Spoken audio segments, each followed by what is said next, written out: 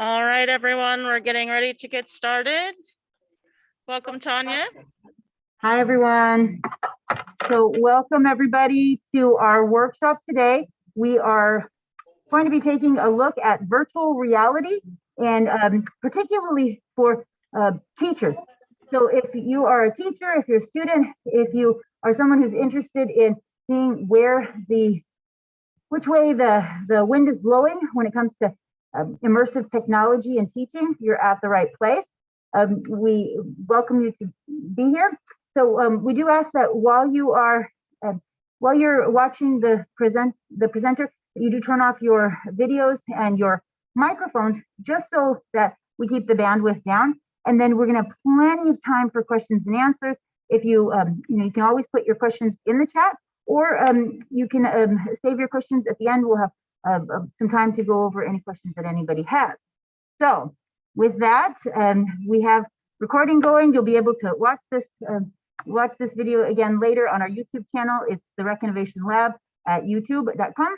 And I'm going to go ahead and pass it over to our esteemed presenter today, who's amazing startup founder, also one of the founders that's going through the REC program here at Miramar College. So welcome, Ray Fryworth. Pass it over to you. Thank you so much, Tanya. Let me share the screen.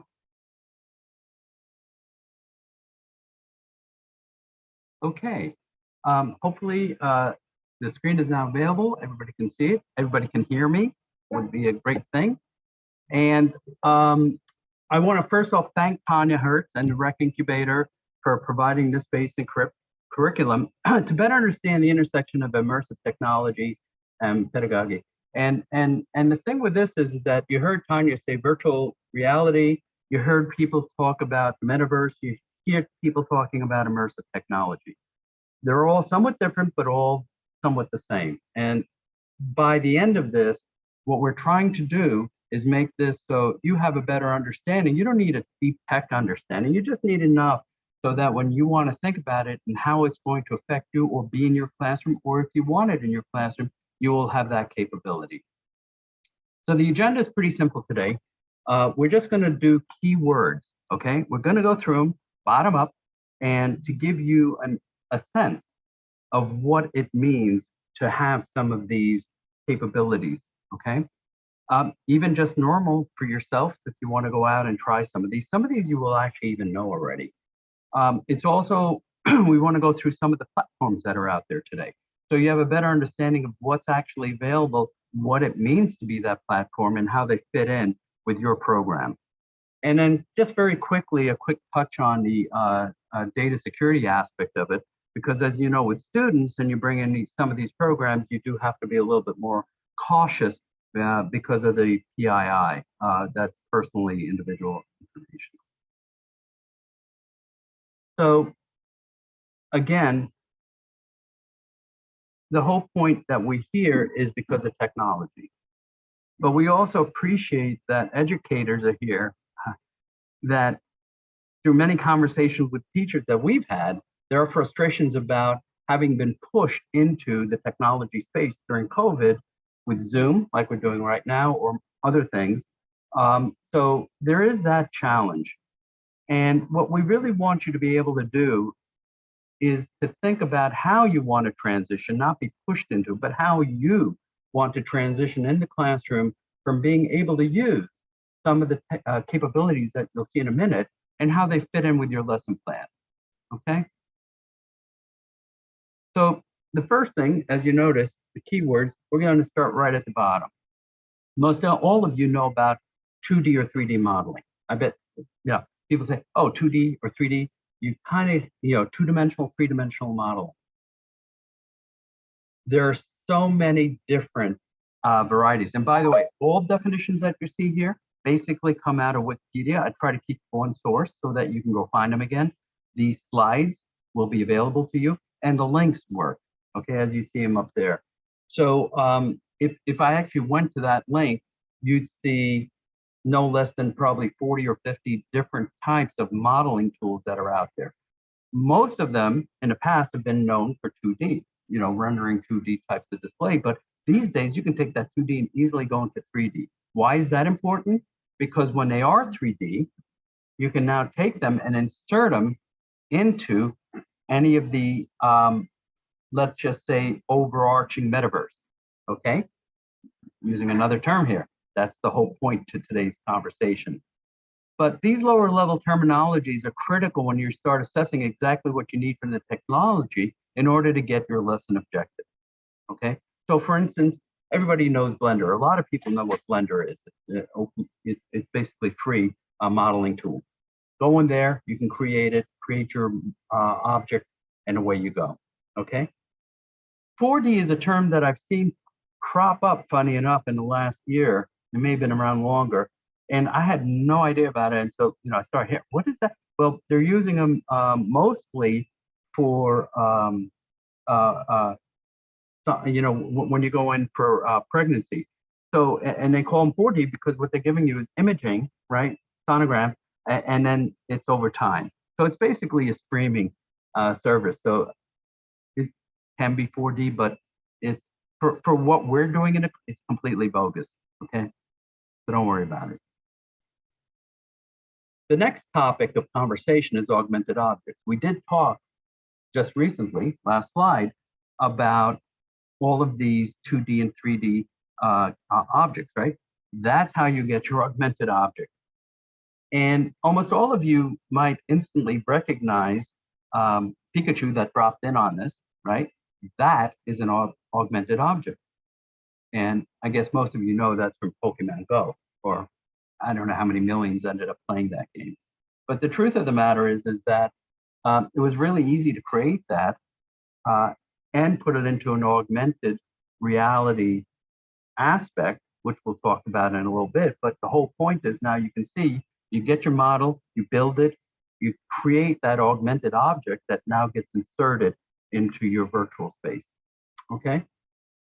The next thing is 360 videos. That's another neat thing that you'll find is available in spaces, whether it's augmented, virtual, or any kind of immersive technology. And I do have an example of that. Some of you may or may not know how it works. So that link works, and when you click on it, you'll see.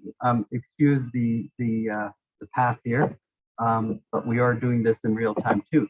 If you notice, this is actually a balloon that's going up in the air, and they hung a 360 camera on it. Now, it just looks like a natural type of thing, but what I can actually do, if I click on this, if I can actually make this, maybe I can't. There it is. See, I can turn this anywhere I want. I don't want to make you dizzy, but you can see that's what the 360 aspect of it is, and that's a 360 video.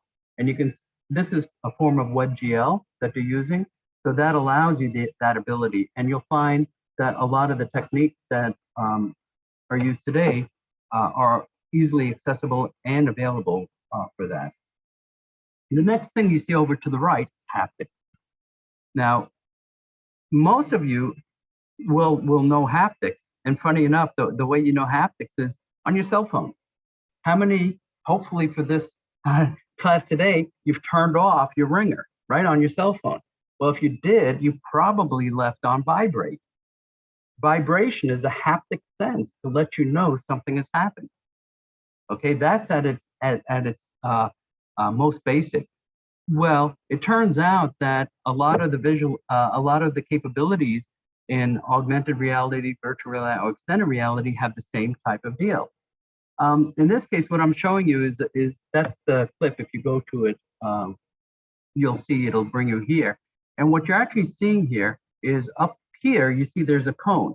And this base unit right here, what's going to happen is that's ultrasound that the kid is placing his hand over, and what he's feeling is the shape of the cone. And he doesn't know what the shape is, but they know, the audience knows, which I showed you before.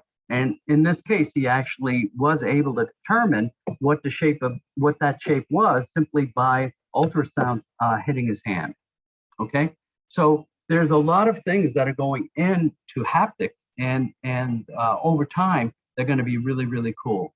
So just heads up on that, and should be more fun in the near future for everyone, right? Okay, we'll go to the next slide now. Oops, sorry.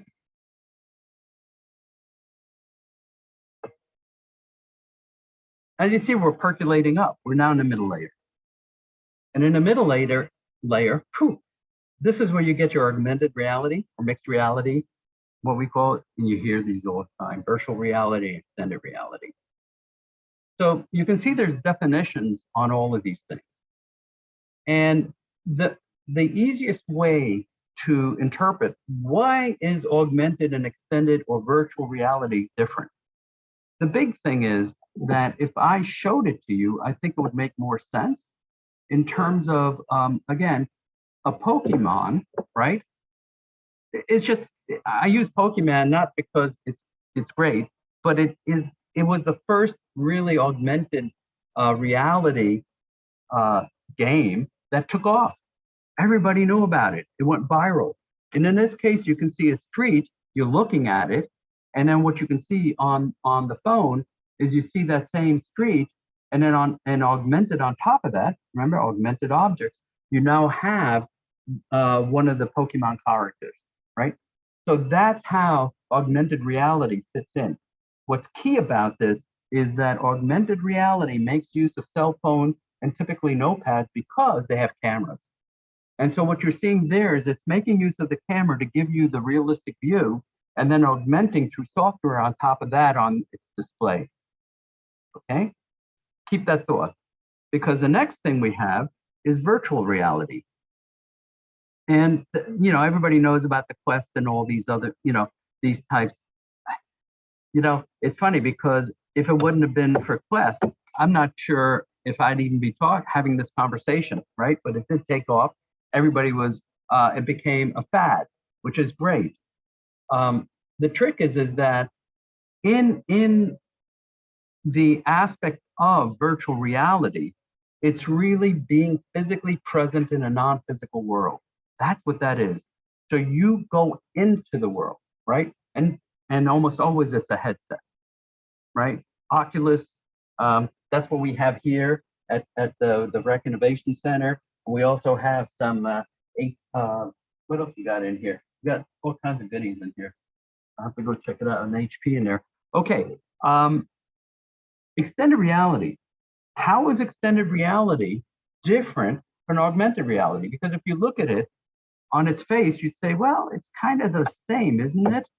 Well, the major difference that I would point out to you is that where the difference really lies is how the interpretation of how this thing works, okay? Because now what I'll slide over here is I'll slide over Nreal.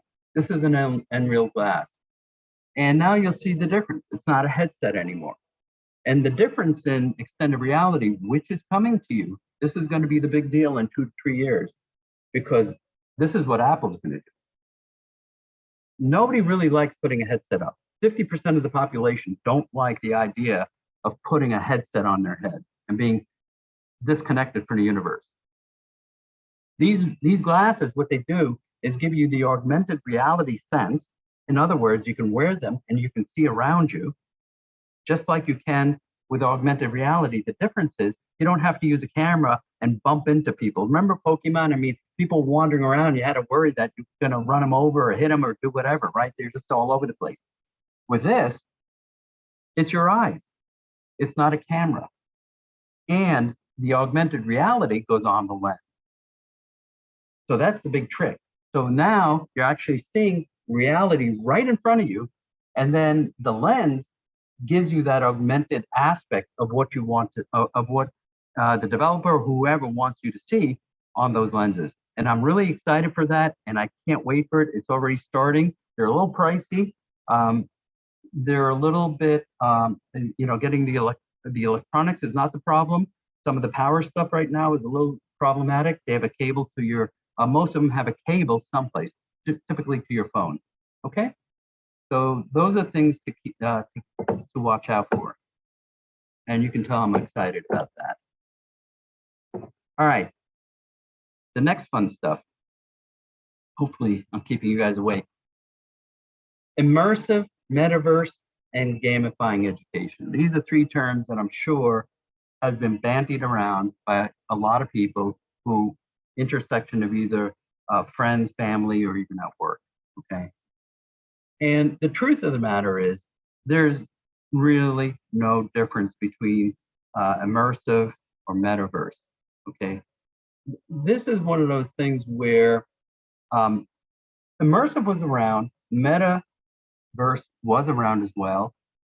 And then what ended up happening is Facebook became Meta, and now Metaverse just blew up, right? Now everybody's using it. And the biggest example of the Metaverse, right, would be something like, I don't know if you guys recognize this. It became a pretty big hit. This is Ready Player One. And so what he does is he puts on a headset, right? And then he goes straight into his little world there. And that's really what the metaverse is really about. It is really an alternate universe. Immersive technology is more appropriate, let's say, for the classroom, right? Because in that respect, if you really want to get to it, it's really the aspects of virtual reality, augmented reality, extended reality, all of which we have already discussed.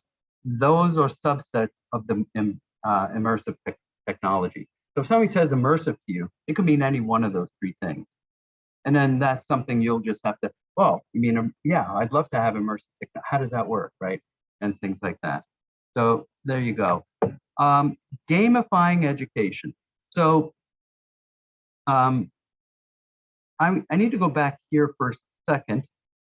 Okay. No. Okay. So in gamifying education, you'll see it on the platform in a second about the actual augmentation and gamification. And so in gamifying education, what we really have is a bit of augmented reality, right? And possibly some reality through, generally you'll see them on phones or on laptops again. Not laptops, I'm sorry, notepads.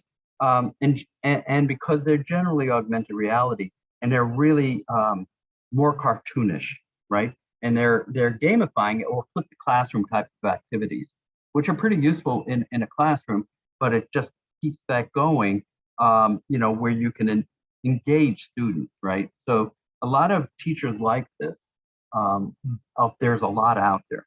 That's not a lot. There's really a lot out there. So hopefully we've covered all of the aspects now from the bottom to the top. I don't know if there's any questions at this moment. Nope. Okay. Are there any questions?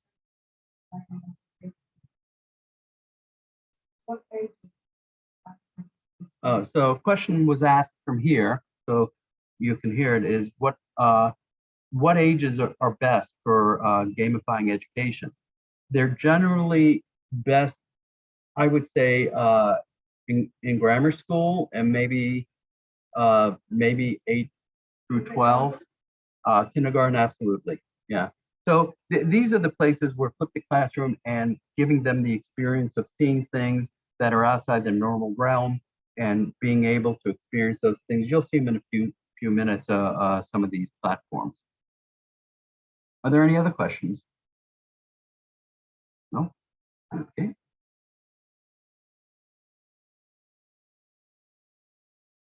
Okay, so somebody did put in a chat. So basically they're saying, as much as I love this idea and want to support the expansion of technology for schooling, I have major concerns about the social activity of young children and the skills this could prevent them from developing. What are your thoughts on this? This is a challenge because this is an age-old problem. When emails came out, I heard because I was part of that revolution, all the bemoaning of all the educators that said, "Oh, this means writing's going out the window," right? And that the education of writing in English, and because everybody was using not good English, let's say, for all their emails. Sound familiar? Texting, yeah, like people say that's English, right? the truth of the matter is that while those things do have an implication to societal norms, they don't have as big an aspect from what I've seen over generations that I've been around and watched some of the technology revolution take place through email, through chat, and through all of these things. I get the concern, and I think educators have to work with that so that there's not also detachment, right, of people watching these things and thinking this is the norm, because that could be the bigger, and I do appreciate that, because I do think that there could be something where you just want to play in all these games, you want to play with all this stuff all the time, and then your social connections or whatever are lost. But I'm not sure. I mean, the jury's still out on this. We'll see if the next generation is affected by it. But I think they always seem to come through. So I get it. Sorry, I didn't answer it as good as you might have hoped. I'm not sure there's a black and white answer on that one. Great. Yeah.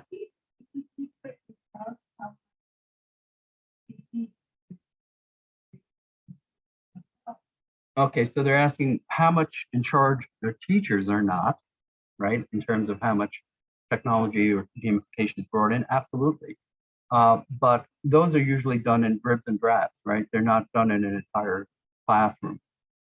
And so Zoom, if you think back about it, Zoom and all these other techs were the entire classroom like we're doing right now, right? For some of you on Zoom versus some of you that were here. And so that's the challenge right now, is that you don't want a technology that takes over your classroom. I absolutely agree with that. But you do want technologies that can integrate with what you're teaching. And that's really what we're trying to teach here, is that integration with LMS or whatever else you're using for your pedagogy, okay? So the next thing is the platforms. So I want to really get into a couple of platforms that are out there. So we're also time-based, I don't want to run over. So if you have questions, I will answer them. Right now we're good. Okay, so as we run into platforms, now we're going to take everything we did definitionally, and we're going to get into the platforms. And what the platforms are is augmented reality platform or virtual reality platforms, or there's really no extended reality platforms out there today yet. Okay, but keep your eye on that. And so basically the immersive technology platform environment that's out there today. The first thing we're going to do is, and again, unfortunately, I made this term up. Maybe I don't know enough. Maybe there is a term out there. I'm calling it education adjacent platform. Why am I calling it that? Because of the very question that was asked previously. These are tools that you can use in your classroom, but unfortunately don't blend in well today with your LMS. So in some respect, you have to go out of your way as a teacher to actually make use of them and to learn them and to bring them into your class and have the kids use them. And sometimes the kids will have to learn a little bit in order to be able to use them. Not always, but sometimes. So one of the things I did want to show here is, and I don't have it up, so I apologize for that. But if you give me a second, I will bring one up. So a few of these, if I can get the link to work. Oh, goodness gracious. Okay, I can't get them up to work. So I apologize for that. But basically, if you do go to some of the links that are showing up here, what they'll show you is basically the Pokemon variation, which is you have a notebook or you have your cell phone, right, the kids. And what they do is they overlay, let's say a book, right? They have a special book and it looks blank. It's got a box in it. But if you put the camera over it, the program recognizes the book that it's using and then overlays on that screen augmentation, objects of augmentation, whatever that is. So like if it's a geography lesson, for instance, and this is available out there today, what ends up happening is you take your phone or your notebook, notepad, you put it over it, and what ends up happening is, let's say you're looking at the continent of, I don't know, India, right? And all of a sudden you get all the resources of that country, the population, who are their neighbors, how do they feel about each other, you know, what are the languages, what's the religion, all of these things pop up, right? Because it can. And that's part of the learning aspect of a really good learning aspect in terms of teaching history or geography or any of that. History, you know, you show a picture of a significant event in the past and it comes to life, right? And there's actually tours now where you can go to like the Alamo or you go to other places and they have these augmented reality tours with your phone or your notepad, and you just show them up and they show you kind of action of what occurred at that time or what they proposed to be actions at that time. Okay, I wouldn't say they're always historically accurate, but this is what's going on. Okay. These platforms that I have here are things that are getting closer to fitting in with the concept of working with your educational process. So in other words, you can actually create, like the other ones, you bought the product and you use the product as is internally inside of what you're doing, right? But it's not educational from the perspective of LMS or your pedagogy. It's really using their tool to teach somebody with their mechanism, right? So you comport to how they want you to teach it. These are slightly different because I think that in the next couple of years, you're going to see more and more integrated with the LMS, which allows you the opportunity to actually go in and create augmented objects. Now, you know what that is for your classroom, so that when you want to teach a particular object or you want to, a particular learning objective, right, that you can hit that mark. You can say, okay, this is my learning objective for this class, and you can create a couple objects that are important to that learning objective. And that's the big deal. That's where the world is heading, and that's what you're going to keep your eyes open for, because that's what you want as a teacher, in my opinion, because it's less work. Do you have to go in and create the object? Possibly. You might actually even be able to either buy them or find them for free, because there's a lot of 3D warehouse. There's a lot of 3D objects out there, believe it or not. I bought a couple of objects. I paid $1, $2, $5 for them. Other objects I got for free. Others from like the Getty, those are expensive. Okay, but yes, all of these objects are available, and you can make a decision. You can plug and play into your coursework, which is a beautiful thing. All right. Again, not available today, but things that are coming. That's what the whole story is about today. The last thing I wanted to get to on platforms is education from the VR. And again, I said education adjacent because unfortunately, there's, again, nothing that plugs into LMS yet.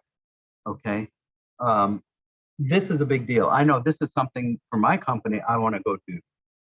So we want this to be, this is actually our end goal. Our end goal is to actually work off of XR and to plug in to your LMS, because we think that's where the world is heading. And that makes the most sense. So give you the capability to have a small editor and then go around with that and off you go. Okay. Grab those objects, put them in, and you're all set. You can see Rubella. Now, for those of you who want to learn more, there's a conference called iLearn, ILRN, and that's for the International Learning Resource Network. It actually is a network, but it's also a conference once a year. And this year it's in Austria, I think, 2022, but they're also virtual. And their entire conference is in Verbella. It was last year actually as well. Okay, so you can actually sign up for that and go to that conference, and you don't need a headset. It is a little bit easier if you have a headset, but if you can do it through a laptop, okay, and you can do that as well. The other two that are there, it's ILRN. So I'll put it in chat. It's that would be the one to look for. Okay. I'm actually hoping that we get a chance to present our topic there. So that'd be kind of cool. We did last year. It was a lot of fun. The other two, facial and tapping, those are actually similar to Verbella, right? You just go there and you can rent space. You can have workspace. You can have a conference. All of it virtually. So you actually sit next to each other. You post questions. You can go take a look at them. There's a lot of features and functions in all three of those. Actually, in ours as well. So those are platforms that eventually will grow up, I think, well, at least some of them, and be available in an educational space in a good way. Okay. The last one, Microsoft, if you've never been to Allspace VR, or Alt VR as they call it now, owned by Microsoft, there's nothing in it that tells you that Microsoft owns it, which is very peculiar, but whatever. But if you go to it, what it really is just a whole bunch of events that are sitting there, and you just go in, and then you could, and in VR, you can do it again on your laptop, and you can actually see how the VR, how social invite, that is as close as Ready Player One as you'll get. It's actually, I've gone to them a couple of times, a number of times, and there's comedians. You sit there, and there's a guy in LA, he's a comedian, who actually gets up and tells stories in VR. It's kind of, there was a female comedian. She was actually pretty good. So if you get a chance, go check it out and see if there's some group or socialization or something that you find a particular interest to it. Okay, I think we're doing all right. Is there any questions on any of this? Platforms, anything? If not, okay. I have to. Okay. What is needed?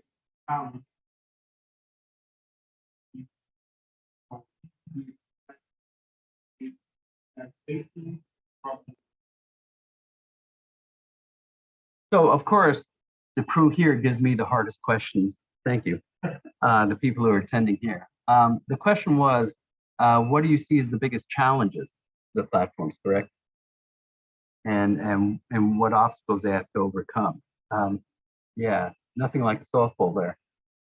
The biggest challenge is from a virtual honestly, a lot of it is going into training. What you'll see is that there's a lot of traction today in the medical field because of the haptics and training surgeons, so and medical field technicians and things like that, so that they get a sense when they're in virtual reality or immersion technology, whichever one makes more sense, that they actually get a look and feel of what they're dealing with from operationally and tool sets and things like that. And then if they pick up the wrong tool, it actually vibrates and tells them, you know, you're doing the wrong thing. So from a training perspective, you'll see quite a bit of that. And you'll see a lot of the big players actually in looking at the training aspect of it. It's a niche, okay? And so the challenge there is that the big players might be able to deal with that and actually progress, but they're not going to progress as well as if you find a bigger niche, because every startup wants as big a product space as you can, right? And so the bigger challenge is one of the biggest spaces is, of course, gaming, but that's already proven. What's interesting is gaming has taken off wildly over the last decade, right? Whether it's an Xbox or PlayStation or, you know, on a laptop. I'm guilty, I'm a gamer. But from going from a gaming to going to immersion technology, VR, didn't happen. They're trying desperately because they want to make more money, but there's nothing in the gaming aspect of it that really makes me want to do it, because gaming today, when you go into even these huge multiplayer verses, right, they do a pretty damn good job of making you feel like you're part of that game, right? They really spend a lot of attention to the graphics on that. So what's left? How do you get people into augmented and virtual reality? And the truth of the matter is that education is where this is going to work. It's that training aspect into it. But that's why I kept going over the fact that in order for education to really want to use this, it really has to blend into the lesson plan, right? And make it easier for teachers. Because at the end of the day, they have a hard enough time as it is. And the tech has got to be simple enough to say, this is what the lesson objective is going to be, right, for this lesson plan. And this is how I want to plug it in with my LMS. And then have a couple of things that you can just plug and play with it, and away you go. And when that happens, whoever does that, that's going to be the winner, right? But it's not easy. Building one of these things and then integrating it and making it really simple. Yeah, those are three really hard things. So, but a lot of fun. Thank you for the question. Thank you for giving me such an easy question. Okay, we get to the last part, and this is just really be careful as a teacher or as a student, even when you want to bring something into the classroom, of understanding what exactly that platform, right, that virtual reality, augmented reality tool that you want to use in the classroom does with the students' information. Because a lot of them, they may ask for a login from the students. They may ask for the student's name so it can show up, right? So it does matter what program you want to be in your class, because it may grab some information that becomes personally identifiable. And then, you know, I have links here to the HECA and to FERPA. FERPA is actually, HECA is just a general global thing. FERPA is the requirement for what you can and can't do with students' data, right? And a lot of times today you see it in practice, because if you watch, like, March Madness is right around the corner here, starting tomorrow. And, you know, if a student player is out and because they got an injury, they say they've got a lower body injury or upper body. They don't get into that because that is, you know, that's student private information. So they don't want to get into that. Okay. So there is all of this is actually an important thing. And I just want to make sure people are aware of it, and that you stop and think about at least asking that question of, hey, what are we going to, you know, what are you doing with the data? And can we make sure that you're following stuff so I don't get in trouble, right, when I bring that into my classroom? And that is about it for what I have. Beautiful. So the summary is understanding the technology. Hopefully I've done that. Hopefully I've given you everything that you can possibly take. The one thing I'd say is, if you did enjoy this, this is like a 101. This is like the most basic thing you can do. What I do have in here is, if you're interested in actually being inside of an immersive environment, right, for, let's say, another presentation of this with more detail as to how it fits in the classroom from that technology aspect of wearing a headset or being on your laptop and playing around with it and seeing that, let me know. And then maybe, you know, I can work with Tanya for having a follow-up type class, a more advanced class, if you would. And we'd give you some stuff to, you'd have to load it ahead of time. And then we take you through a couple of different platforms and show you how those work. Okay, but that will be probably in early May. We'd have to plan all that out. But that's only if you guys want it.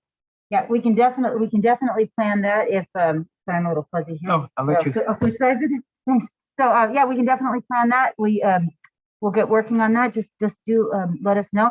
And at this point, I'd really like to open it up to questions. So if anybody has any questions for Ray, please, you can either unmute yourself and ask the question that way, or feel free to put it in the chat. And Crystal and Jesse will let us know if the questions are coming in on the chat.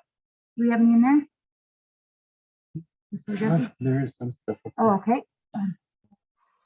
Jessica? I mean, I have a question, or just Sure. just a Sure. Is suggestion. this Keely? So yeah. Hi, Keely. Okay, yeah, go ahead. Go ahead. So I asked the question earlier about the age reference for the socialization of children and the integration of technology for younger students. If you were to do a presentation again, which I'm so curious about because I think this is a great idea, it would be awesome to see a little bit about when to introduce certain parts of it. like certain ages or something like that? Because it sounds like such a fantastic and really cool idea. I've worn one of those Oculus sets before, and it was so cool. Or some kind of program that also helps with like social skills or something like that. That would be so great. Yeah, those are definitely things we can plan out in terms of. Here's what's interesting is that in terms of gamification, thank you. I mean, that's a great question and just a lead into so much of the technology out there. You're one of the fortunate. When we've done trials, we found that about a little over 50% will never put another headset on their heads ever again. And it's a variety of different reasons. It could be nausea, it could be heating, it can be just uncomfortable. They don't want to mess up their hair. They don't like the feeling of separation or anxiety with that. And so that's kind of why augmented reality plays a little bit better in the school systems today, because you don't have to do that. And the other thing is, if you think about it as a teacher, do you ever really want to put something on that separates you from the classroom, even though you see them in the headset, right? But you're not seeing them. So if a kid wants to act out, you can't do that, right? So that's kind of the issue I think I have with the headsets today in a classroom, where the teacher, even when, what we're designing for is for the teacher to work off the laptop. They see everything the same way. But the difference is that the fear is, do you really want to put a headset on, not see the kids, right? And can I switch back? Of course. So how are we doing on time, Jesse Ansel? We have 5 minutes. 5 minutes? Okay. So I wanted to add one other thing, and that is, I heard you saying that you put on headsets, you had fun with them. We do have here at the Rec Innovation Lab at Miramar, for any of the students who are part of our program, they actually get to check out the headsets for an entire semester. So we have both Oculus, and then we also have the HTC Vive headset, a virtual reality. So if that's something that you're interested in learning how to how to use virtual reality a little bit more, I really encourage you also to think about joining the rec for a semester. If for nothing else, just to have fun VR tools to play with. And we also have workshops on how to film in virtual reality. So that's coming up, not this semester, but next semester. Did you ever get the 360 cameras? We have 360 cameras. Yeah, see that? And for checkout, you can take home 360 cameras. They're like $600 cameras, but you check them out. You can record videos with virtual reality. So it's pretty cool. Anyways, get back to it. You know what they always say? He with the most toys wins. Right? So, so we got the toys here, so it's really good fun. But Keely, if you do want to see certain things, just let us know. Anyone, one of the staff here, myself or Tanya, and we'll try to work out, like I said, maybe in May, early May, a more pronounced platform type process through this. Okay. That would be awesome. Thank you so much. Yeah. Oh, and there's a survey. Guys, take a survey. You might win something. I like it.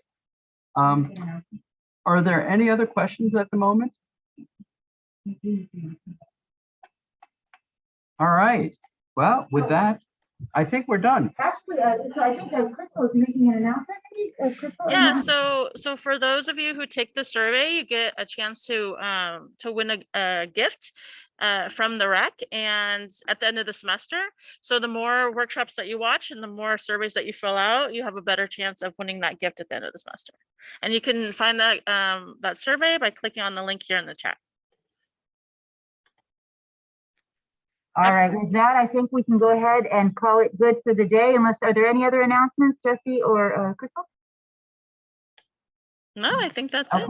Wonderful, everyone. Thanks for coming. And again, I encourage you, please do fill out that survey. Please do come visit us in some of our upcoming workshops. And you can see the recording of this on our YouTube channel, recinnovationlab.com. Have a great day, everybody. We hope to see you all soon. Thanks, Ray. Bye, everyone.